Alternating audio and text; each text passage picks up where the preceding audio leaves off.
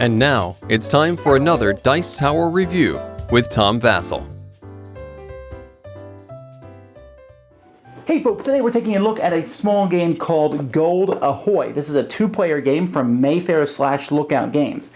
Now Lookout often has games that are very involved and in-depth, and we have Le Havre and Agricola, Caverna, and stuff like that. This is not that way. This game is extremely simple, and even though it shows a pirate and shows a treasure chest, it's a very abstract game. It's a tile-laying game. The box says 15 minutes. It might even be 10 minutes. Very short, very quick. Let me show you.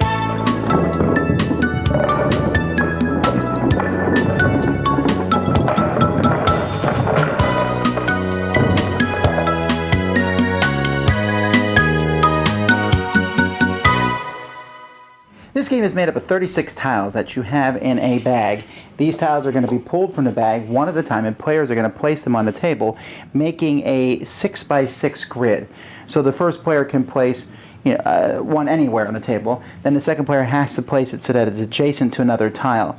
All the tiles, it doesn't really matter since they all have sand on four sides and waters in the corner, so they can be placed any way. However, once tiles have been placed in such a way that there are 6 going in that direction, that basically forms the boundaries of the board. Now, there's still leeway to where the 6 can be the other way, and this will continue until the board is done. Now, at this point, we're going to look at these, and you're going to score points for the treasure chests only. There's a lot of treasure chests all over the board. Some are on the water, and some are on the land. Now, let's say here, for example, see this land? It only comes back to my side. So I'm going to score 1, 2, 3 points for those treasure chests. I then look at this water here. There's 1, 2, 3, 4, 5, 6 treasure chests in that water that's connected to me. So I get those 6 points too. And this little waterway here has 1 treasure, so I get 1 point for that. Then here on this treasure chest, there's 1, 2, 3, 4, 5, 6, 7, 8, 9, 10, 11, 12, 13, 14, 15. Hooray! However, I only have 1 connection to that big island. My opponent has 3 connections, so my opponent gets those 15 rather than me. If it had been a tie, then nobody gets it.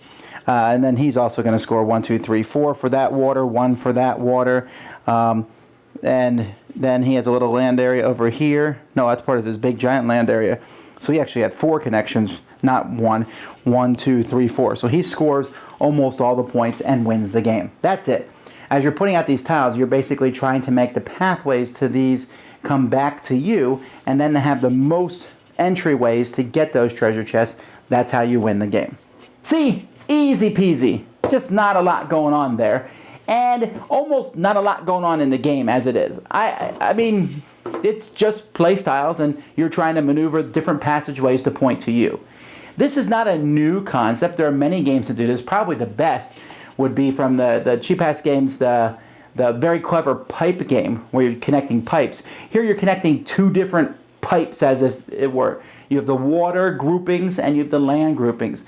And it really doesn't matter what you do in the middle. What matters is what you do on your side and having the most connections. Because there's usually going to be 1 giant group of land or 1 giant group of water. Just how it works out.